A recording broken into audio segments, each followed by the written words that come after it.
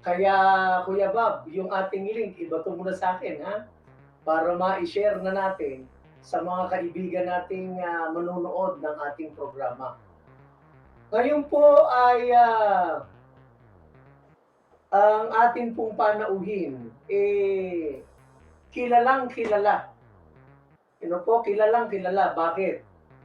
O simpleng-simple lang ang sasabihin ko po Palafox, di ba?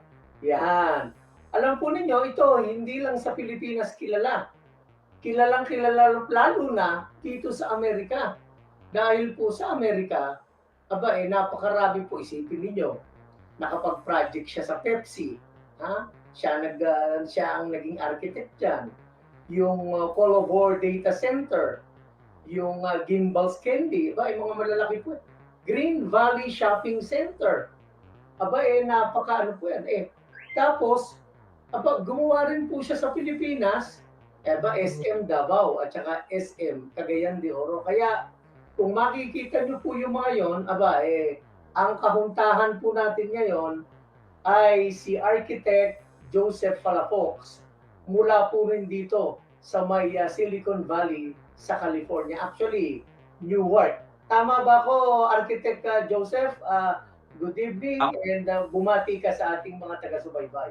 Yeah, tama. Taga Newark ako and I have lived in the Bay Area ever since I came here back in the early 80s. Okay. Kaya pinundar yung pamilya ko. Dito na lumaki mga anak ko. So, sa Newark and then we used to live in Fremont also, Union City and Newark. Just around the Tri-City area in the Bay Area.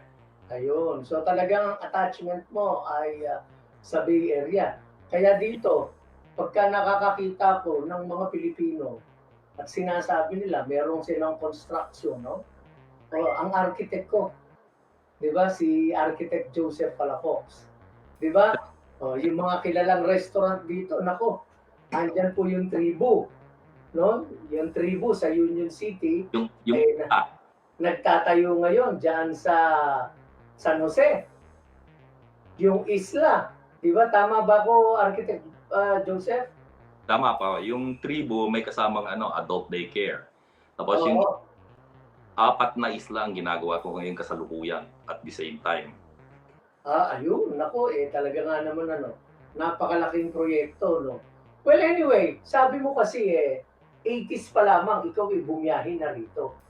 Diba, maaari bang i-share mo yung iyong istorya? Kasi alam po ninyo, dito sa Amerika, kung ikaw ay architect sa Pilipinas, pagdating mo rito sa Amerika, janitor ka.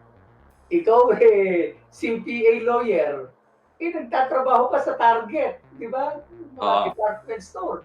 Pero itong si Architect Joseph Palafox, architect na sa Pilipinas, architect pa sa Amerika.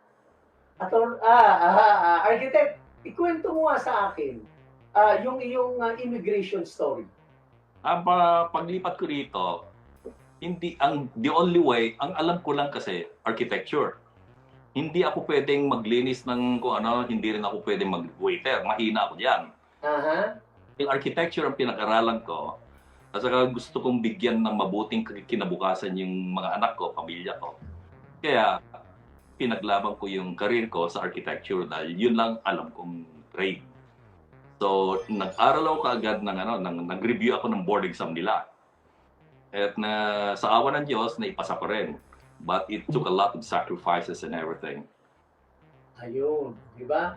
And so, it was in the 80s, di ba? Yeah, 80s. It was in the 80s. And you decided to migrate here. Considering na ikaw naman established na rin sa Pilipinas, di ba? What made you decide to still go to the US? Yeah, during the 80s, bata pa ako noon. Kaya I don't consider myself established during the 80s. Ka-graduate ko lang sa eskwela noon. So, yun lang. So, 80s, I was only 26, mid-20s. Okay. I wouldn't consider myself successful at that time. Parang typical Pilipino na lumaban, nag-struggle, nagsikap, pero nag-focus lang ako sa nalalaman ko. Dahil architecture lang ang alam ko, nag-focus ako dyan. And then I didn't want to limit myself na yung iba kasi pagpunta sa Amerika, gusto nila, pwede na akong magpautos na lang ako sa amo ko. Ang mentality hindi eh. Gusto ko I think if others can do it, so I can. Very rarely yan, di ba? Very rarely. Naniniwala ka ba ron na architect ka, Joseph? Yeah, regardless of color, may chance lahat. Yung iba tatakot sa discrimination, hindi eh. Pag pinakita mo na may nalalaman ka, hindi ka i-discriminate. I-respect. So, ang ginawa ko, talagang kinuha ko yung board exam na. Okay. So, para sabi na, hanggang draftsman ka lang, hindi ka naman lisensyado rito. Pero, sabi ko, hindi. Architect ka pala, Fox. Sandali lang, ha? Yeah. Alam ko, ikaw ay nag-aral sa Philippines, tama? US graduate ka. Yes. Oo. Ngayon, ano ang naging opportunity mo una sa Philippines? Nung estudyante ako, I was in 5th year college.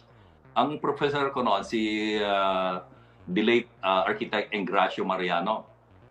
Magaling na designer yan. Siya yung gumawa ng BPI main building at that time. At saka yung Quad Car Park. So, estudyante niya ako. 5th year college student niya ako. Ang sabi sa akin, hindi naman ako naghahanap ng trabaho.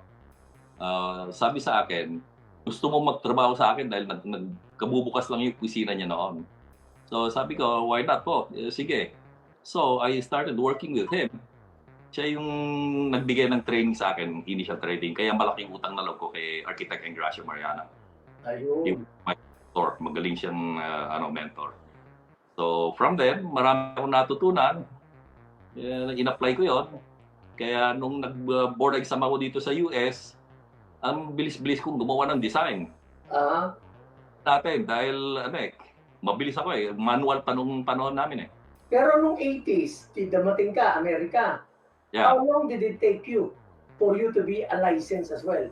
Yun yung tinatawag na AIA, di ba? Yeah, it took me a few years to pass. Ang siyam kasi ang board exam eh. Siyam? Yeah, 1 week exam. Ang California license or licensure exam ng architecture is the most difficult sa buong Amerika. So, ipapasa mo yung 9 subjects during my time. After you pass the 9 subjects, dadaan ka pa sa interview. That's the oral exam. Marami kang pagdadaanan. So, ang una kong ginawa, kinuha ko mo lahat 9 exams. Hindi ko na ipasa yung 2. So, unti-unti kong kinuha yung the rest.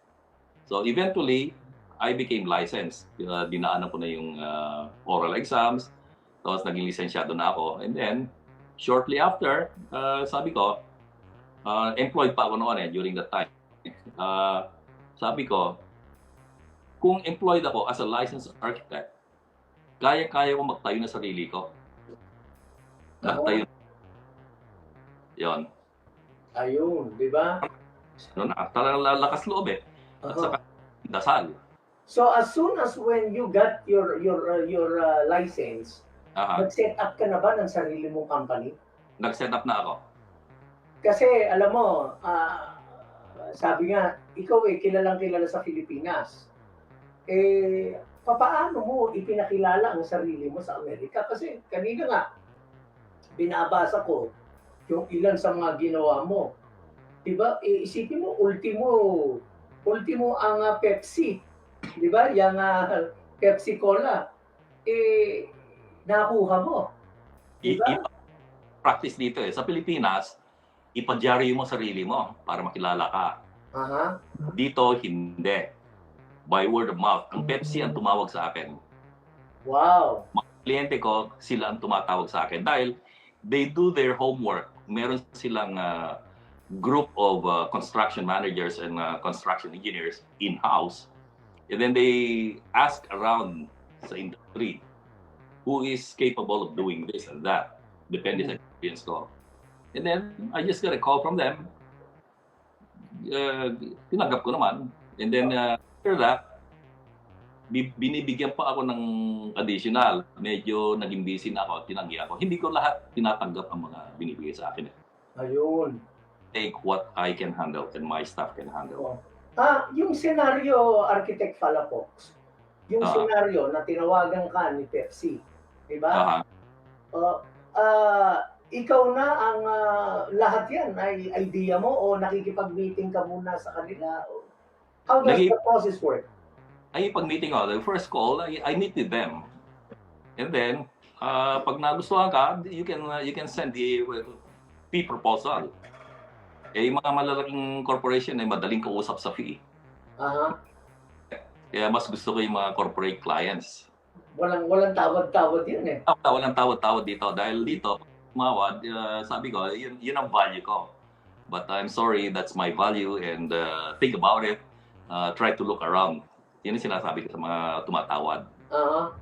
And then what do? They call you back and say, no, we'll get your services. Hindi, yung iba, naghahanap ng iba, and then later on, after mga 1 year or so, bumabalik dahil hindi mo ipasa yung permit nila sa City Hall. Ganon. Mura, hindi pala kayang ipasa yung permit process. Yun ang mahirap dito sa Amerika. Sa Pilipinas, ang building permit process, napakadali. Nung ginawa ko ang SM Davao at saka SM Cagayan de Oro, nung dinala ng contractor yung plano sa City Hall, approve ka agad. Wala nang review. Dito sa Amerika, kahit na medyo mali ang konting project, ayan, kamukha yung nandiyan ngayon, yung shopping center. It took a while to go through planning approval process. Maraming debate sa planning sa building. Yung mga interpretation ka ng building code, may interpretation sila ng building code. Iba ang process dito. Sa Pilipinas, hindi. Parang very loose. Oo. Di katakot-takot na meeting rin yan sa mga city officials, di ba? Correct. Katakot-takot. Kaya, yun ang justification ng FICO. I spend a lot of time working on a project. Yun. With itong Pepsi, ano ba ang ginawa mo sa Pepsi? Nag-expand sila ng yung mga diet na Pepsi nila. Nagtayo ng separate building na lalagyan ng mga diet Pepsi. Okay. Yun. So ang ano mo lang doon ay yung labas. Yeah, labas at saka loob kinoordinate ko na yung mga engineering. Okay. So pati yung mga processing na mga machines ay ano nila. Kailangan alam mo, may idea ka. Yeah. Pero meron mga engineers experts on those kaya nakipag-coordinate ako sa kanila. Ayun.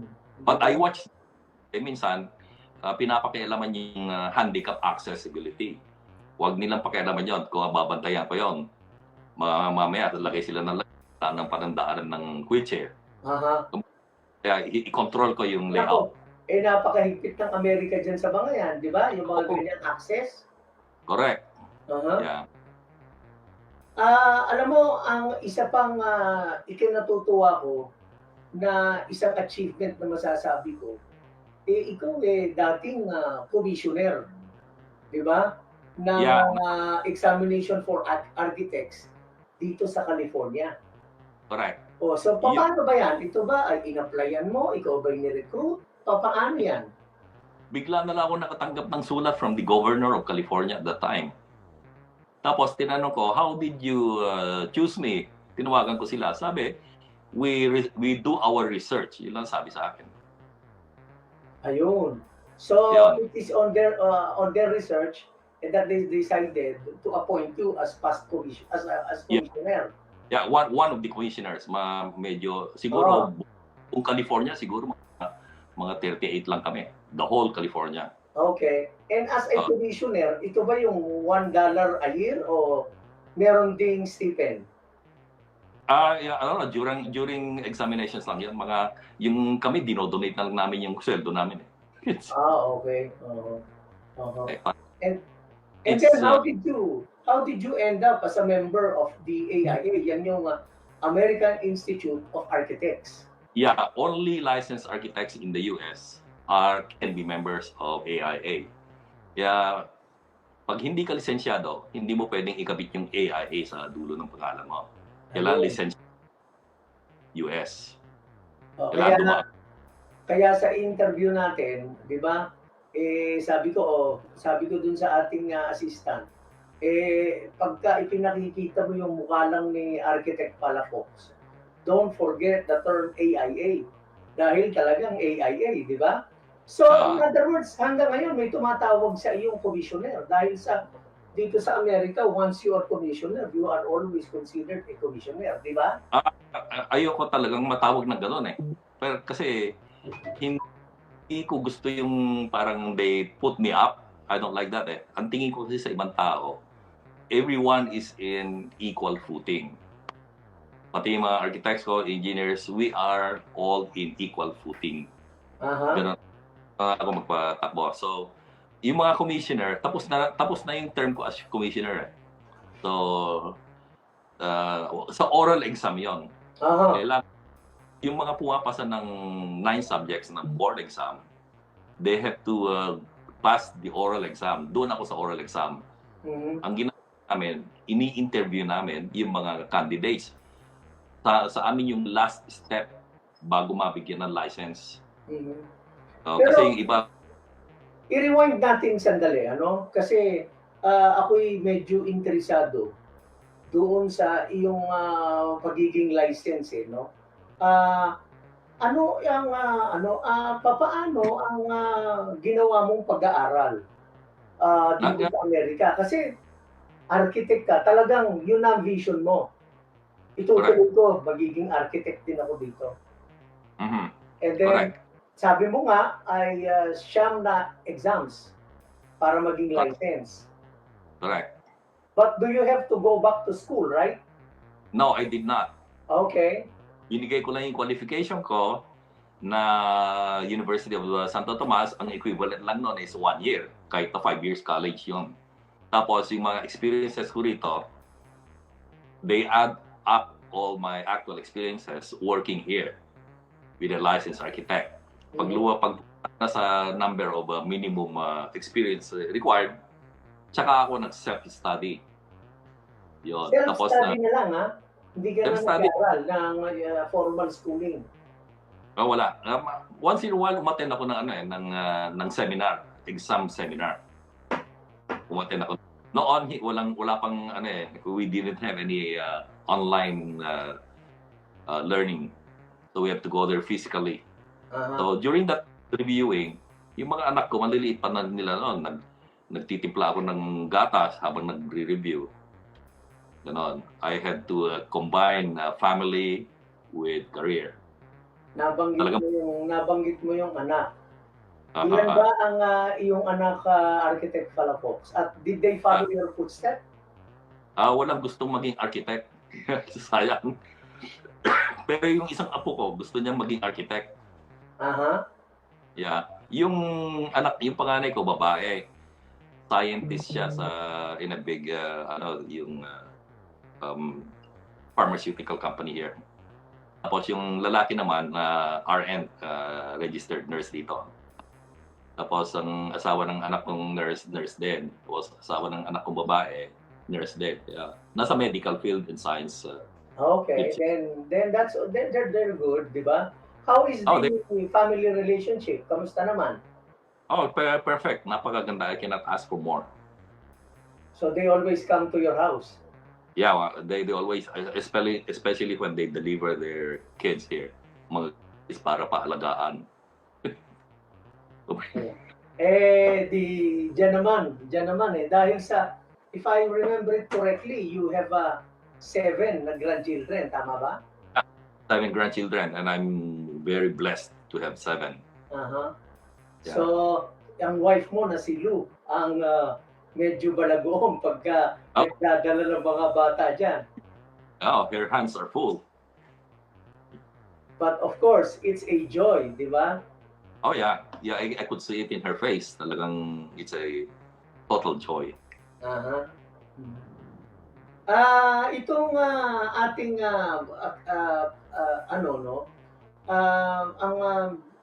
nais ko lang malaman, meron bang difference Architect Palafox, yung pagiging architect sa Philippines at saka pagiging architect dito sa USA. And Sa what will Pilipinas, that be? sa Pilipinas is focus on design, yung beauty. Yon. Dito sa US is focus on laws, codes, and legalities. Para akong abogado, pag nag-practice ako ng architecture dito sa US. Sa Pilipinas, parang madali ang approval process. Napakadali. At saka yung marketing doon, medyo kailangan mag-market ka na. Parang iangat mo yung sarili mo para makilala ka, parang ganun sa Pilipinas. Pero sa AIA, bawal namin gawin yon. Parang you should be recognized based on merit. Mhm. Ganun ang US. Sa Pilipinas, talagang cutthroat ang marketing dyan. So, sa kukuha lang ako ng project if the client is willing to hire me for my services. Just like si Mr. Henry Sr. They just call me and then, okay po, sige. Yon. Kasi gusto ko muna mayroong level of trust sila and then they hire me. Hindi yung I do not compete with others. Parang mag-bid ako and then I'll show my design. I don't do that. Hindi tama yan sa proseso ng architectural practice. Ayun, di ba? Talagang maraming ka-coordination at saka, alam mo, ang isa pang napapansin ko, di ba? Iba yung materials natin dito sa materials natin sa Philippines, di ba? Sa Pilipinas kasi, yung mga materials dyan, pwedeng i-custom made dahil mga trabahador, pwede nilang putulin yung materials to match yung size. Dito, para kang nagle-lego. Pag nagdi-design ka, kailangan kabisado mo yung size ng ceiling. Kabisado mo yung size ng mga walls, yung mga stud walls, mga door. Standard lahat yung mga sizes dyan. Kaya pag inaayos mo yung plano, para kang nag-assemble ng Lego. Pag salpak-salpak na lang. Alam mo, ultimo nga yung mga wires na ginagamit di ba? Correct. Mali ito, hindi number 12, dapat number 12. Kailangan number 10 lang nagamit ko. Meron, di ba? May mga minimum size standard Mm-hmm. Kaya mahigpit sila. Dito, ultimong trabahador sa construction. Lisensyado rin ang mga yan. Hindi pwedeng kumuha ng trabahador dyan lang. Tama. Ang ang liability. Anybody involved in the project is liable to it. Ayun, tama. Well, anyway, napakaganda nitong isineshare mong mga experience at itong mga naging project mo, di ba? I am sure marami tayong matututunan sa ating itong ating mga taga-subaybay sa ating palatuntunan. Pero bago natin ituloy yung ating pakikipanayam sa iyo, Architect Joseph Palafox, magpapakilala muna ang ating himpilan. Sandali po lamang, magbabalik po ang Radyo Agila sa Amerika.